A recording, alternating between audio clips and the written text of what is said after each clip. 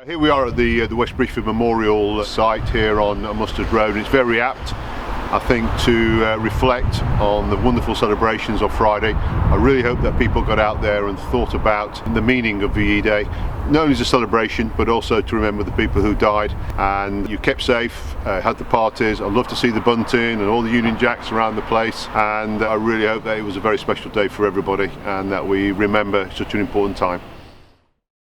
The communities have really stepped up. I think it's one of the good things that's come out of this awful crisis is communities right across the borough who stepped up to help vulnerable people, to help their neighbours, and create a fantastic and very unique spirit. And I look forward to seeing that going forward as the restrictions get lifted.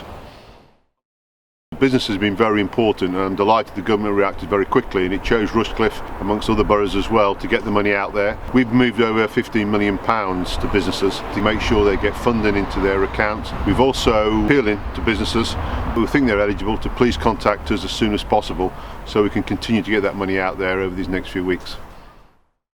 In such a time where people have spent time in their gardens and reflected on nature, I just want to remind people that in November we put thousands of trees out there, and I'm delighted to see that those trees now are actually going to flourish. So with the trees, I think brings new hope.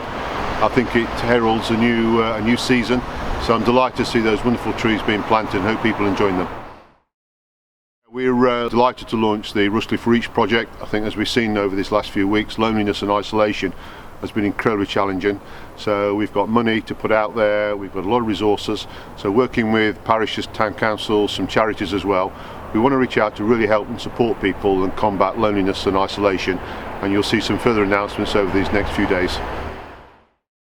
Bridgeford Market, we're looking forward to that return, respecting the social distancing, working with the police, and we hope to get some of those food stores out there so people can visit there. It's really important as we're working very hard now with the operators of the farmers market, and we're looking to bring them into Bridgefield and Bridgeford in the very near future. Last year that we started a consultation on Luttrell Hall, and I think this really vindicates the work, despite some criticism at the time, that we've now come up with an operator who has a lot of skills, commitment and focus, and will deliver fantastic service to all the residents of West Bridgeford and the borough in running Luttrell Hall, and we'll be making some announcement on that very shortly.